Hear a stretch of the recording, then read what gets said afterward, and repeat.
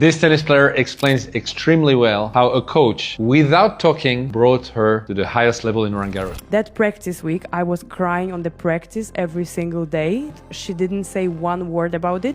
She let me be who I am. I'm very, very glad that Marta is able to articulate so well how Sandra helped her reach her full potential, because that's what coaching is about. When your coach is not judging you and accepts you the way you are, you feel valued. When you judge, you feel devalued, and you cannot build your confidence with people that are judging you. That's why I always say be very careful with the people that you surround yourself with. Those people, if they value you, because they mean it, if they don't judge you, they can make you bloom. And that's exactly what happened to Marta. I think probably for the first time in my life that I felt comfortable with the coach. All the coaches that I worked with before would flip after second practice. They would tell me that I have to change, this is not how it's gonna work. I know it's the case for most of the players on tour. I feel so bad because that's the opposite of what our job should be. If you come and you judge, the person is defensive, you create a gap, there is no more trust, and you cannot build anything together. And second thing, I feel it's also key in Marta's development those last years with Sandra and the level she's playing now. She's more confident in herself. It's exactly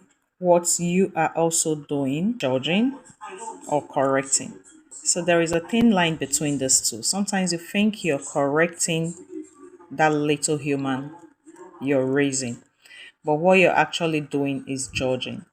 And when we constantly judge our children, they become devalued, just like you're hearing Patrick say. Someone who feels devalued can never make progress. Why? Because he has built a wall against himself, because those around him, those who are supposed to nurture, those who are supposed to guide, already have the mindset that he's not good enough. So what is he going to prove for?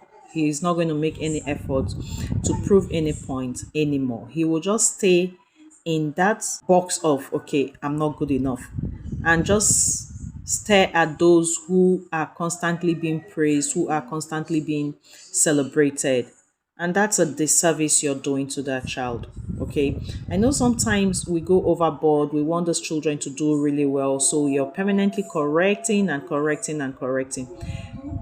In between these corrections comes judgment, and it's something we aren't aware of. No parent will stand up and say, okay, I want to judge my child. That's the reason why I had to use this particular analysis by Patrick Moritanglo, to point a picture to us parents. This is Marta talking about her coach, that this is the only coach that had made her feel really, really comfortable with herself as a tennis player. Why? Because all through the training, all through her mistakes, the coach never said one word to her. But she knew there was a lot and lot and lot to be spoken to her on. But why did the coach decide to be silent? The silence of her coach made her see her own mistakes and took to the corrections even without the coach's statements.